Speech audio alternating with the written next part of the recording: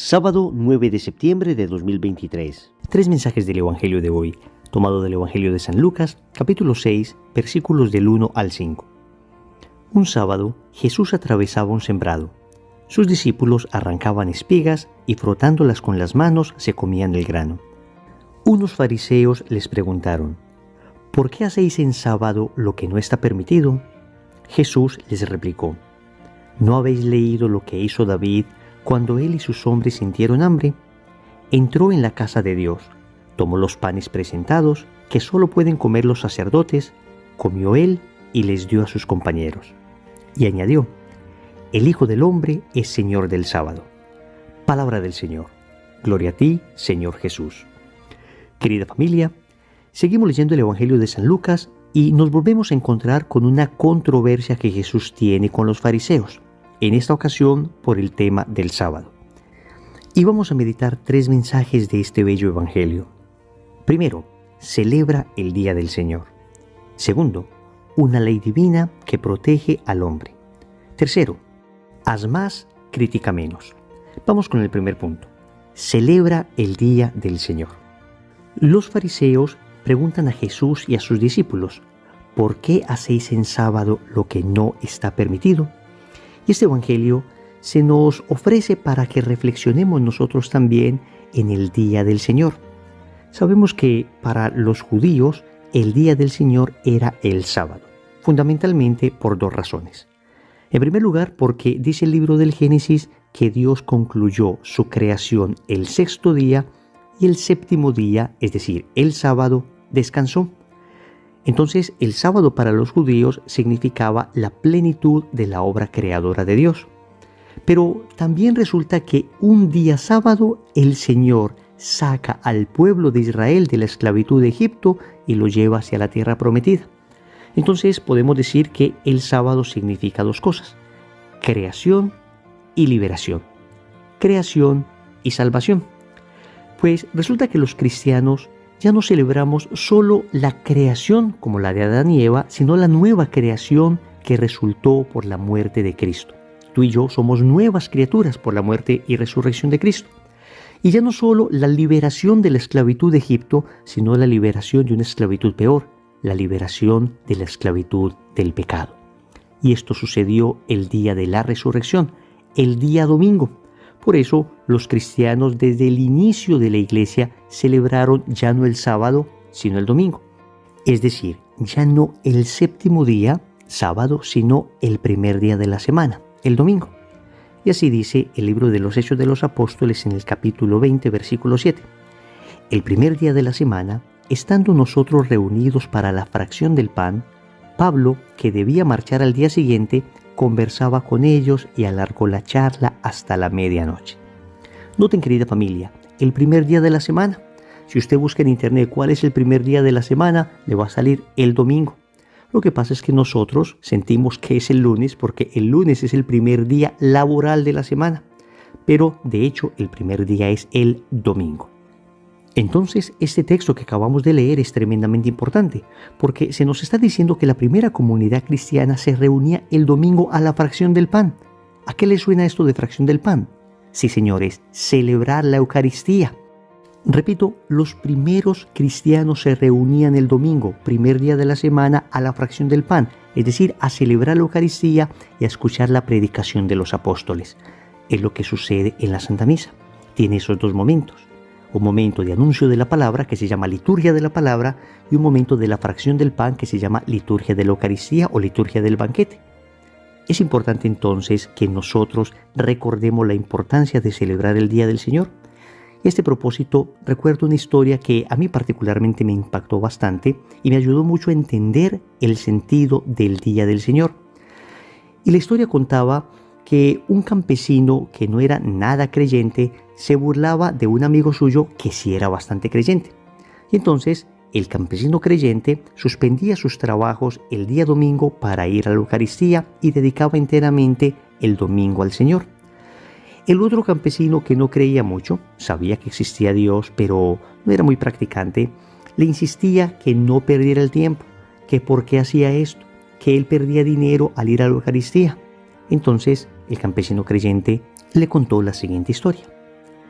Le dijo que un hombre tenía 7 monedas de oro y se encontró en la calle a un pobre indigente que no tenía nada para comer.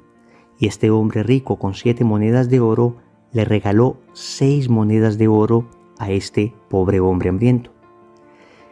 Y la historia terminaba diciendo que el hombre que recibió las 6 monedas se abalanzó contra el que se las había regalado para quitarle la 7ª moneda.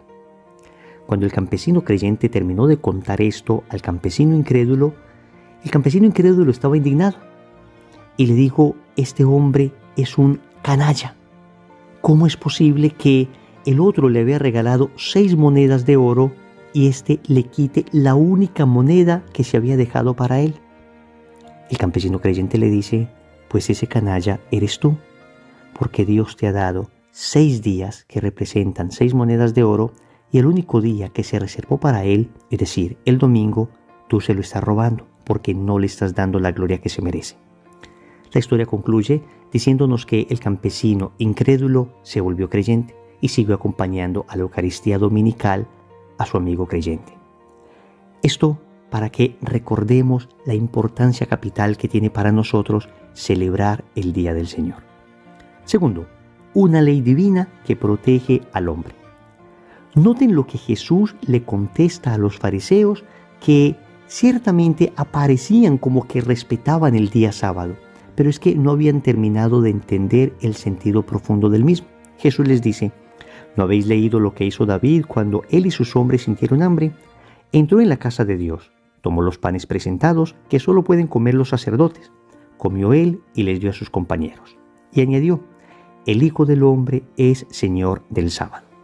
Vamos a ver, nosotros tenemos un día dedicado al Señor para que a través de este día nos llenemos de caridad, nos llenemos de amor y demos ese amor a nuestro prójimo.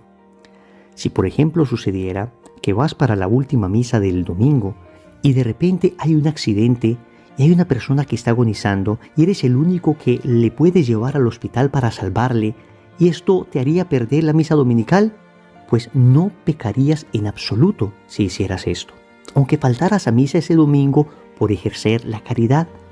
Ese es el sentido profundo del culto que rendimos a Dios. Es un culto que le rendimos para llenar nuestro corazón de amor hacia el prójimo.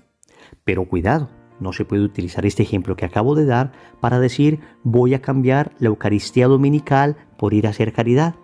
No, queridos amigos, el sentido de la ley es claro.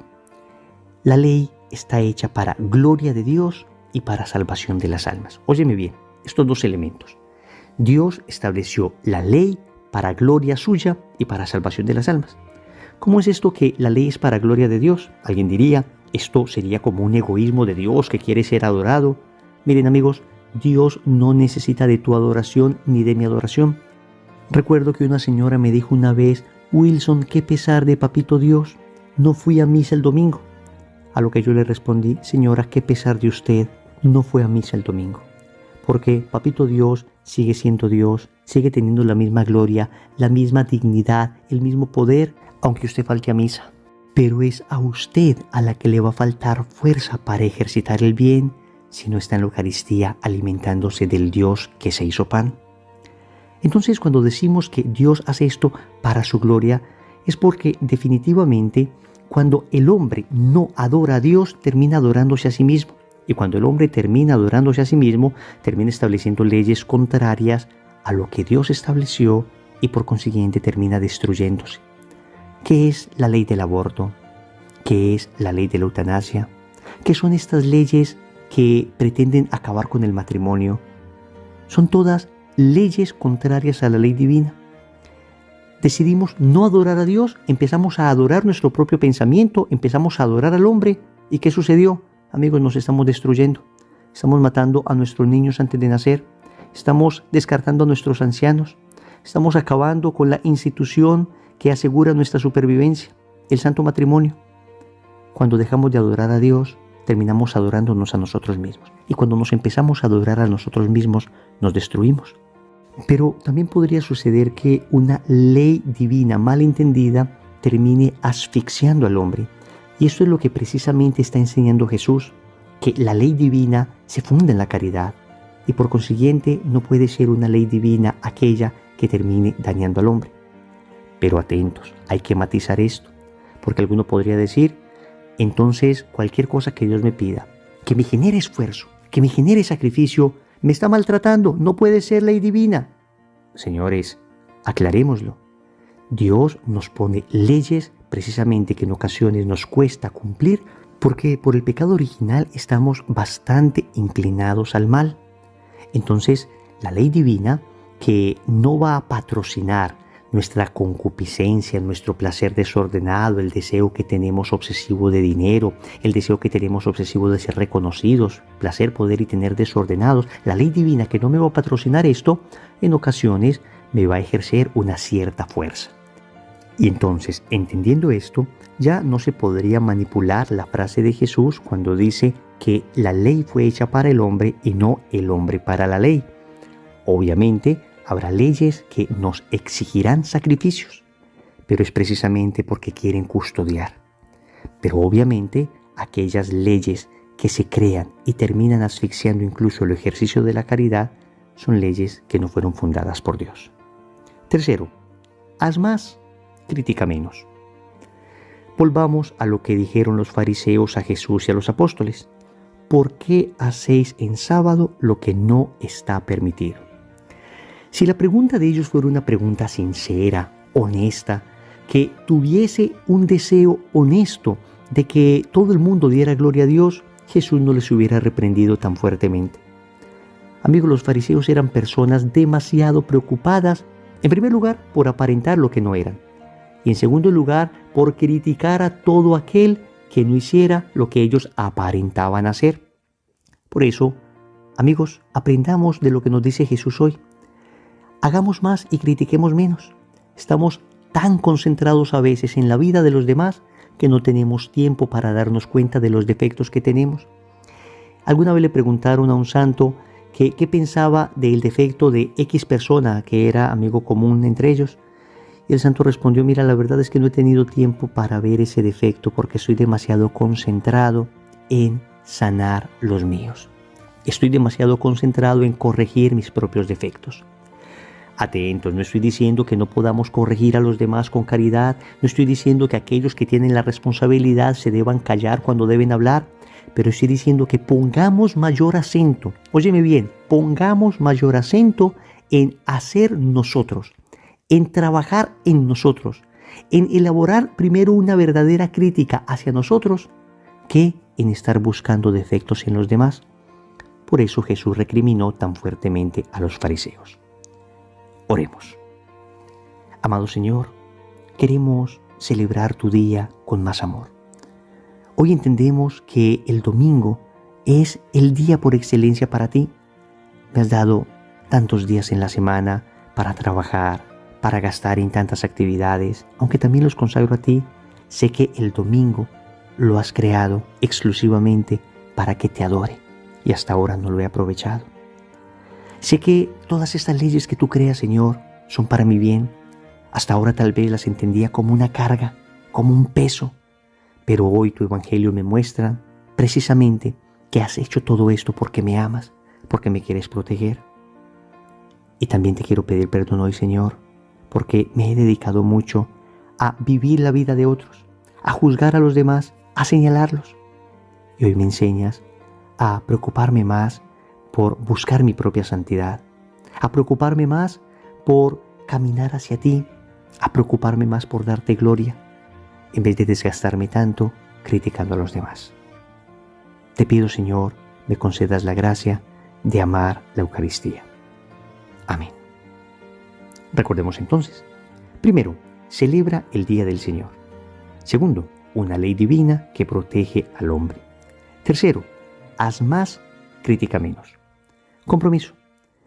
Vamos a programar nuestro día domingo de tal manera que en familia podamos ir a la Eucaristía y esto sea lo central del domingo. En el nombre del Padre, y del Hijo, y del Espíritu Santo. Amén.